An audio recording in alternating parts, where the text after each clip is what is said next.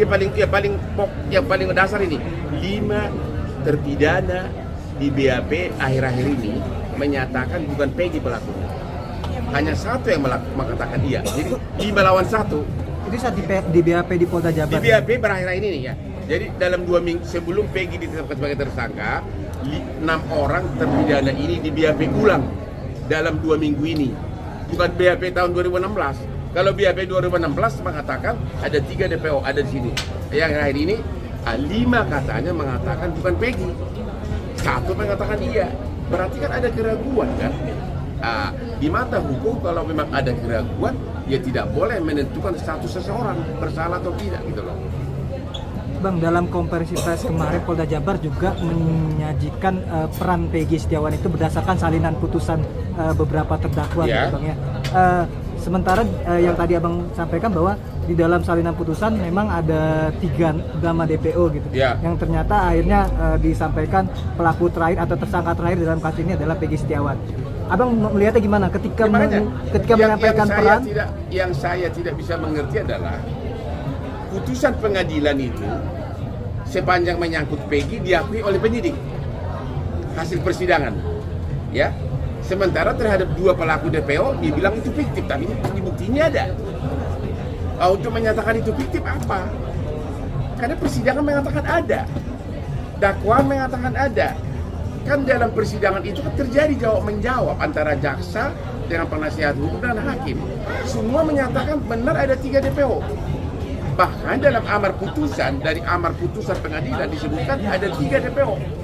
Ya berarti sudah ada putusan pengadilan yang menyatakan ada 3 DPO. Ya, ternyata penyidik mengatakan hanya 1 DPO ini yang benar, 2 tidak. Sekarang ada pertanyaan lagi. Kalaupun itu benar nggak ini Peggy yang ditangkap ini? Ini pertanyaan kedua lagi.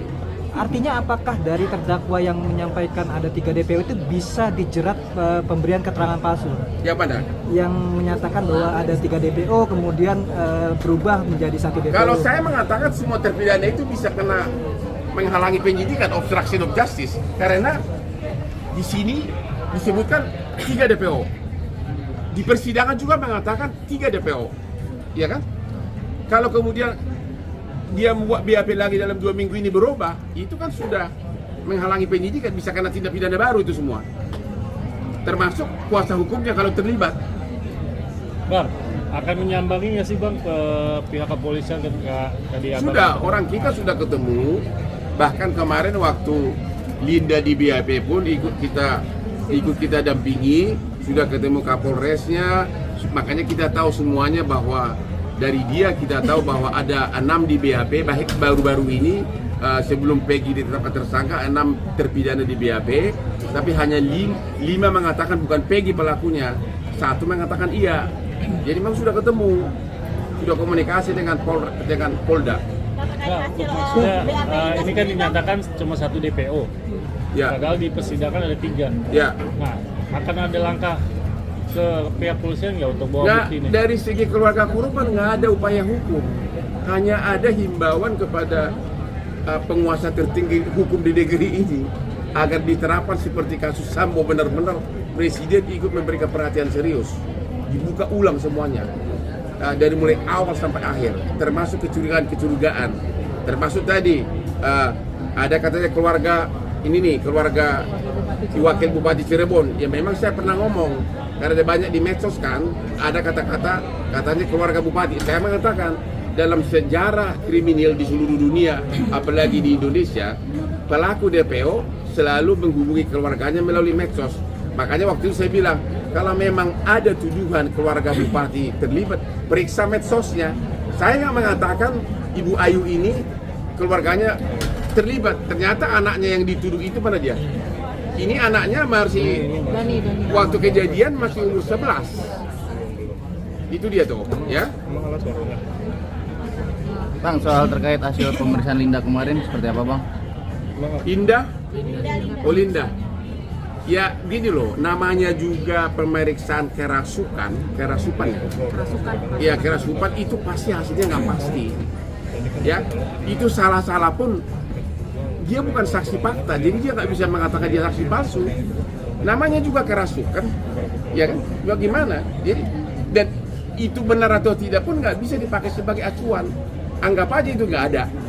Tapi sebagai petunjuk, hanya sebagai sekedar petunjuk boleh.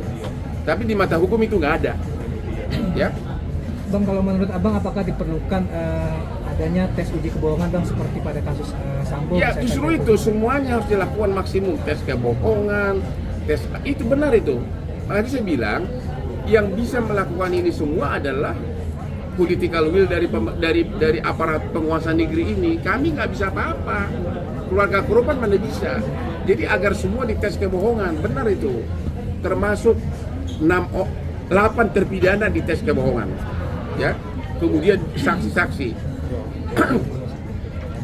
Ada lagi pengacara dari si Saka, yang ibu itu mengatakan anaknya mengatakan itu kecelakaan murni katanya. Orang saya ada visumnya nih mengatakan bahwa itu ini dia di visumnya segala hasil otopsi mengatakan di bagian intim dari si korban ada air mani sangat banyak, sperma ada di sini. Bagaimana bisa disebutkan itu kecelakaan? Itu ada hasil otopsi, ada semua nih.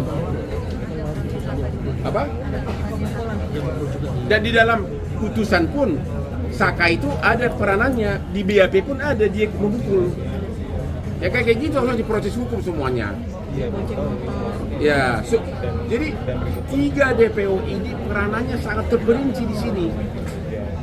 Motornya apa, siapa bonceng siapa yang memerkosa, bahkan ada pelaku itu mengatakan aku yang merawanin duluan katanya.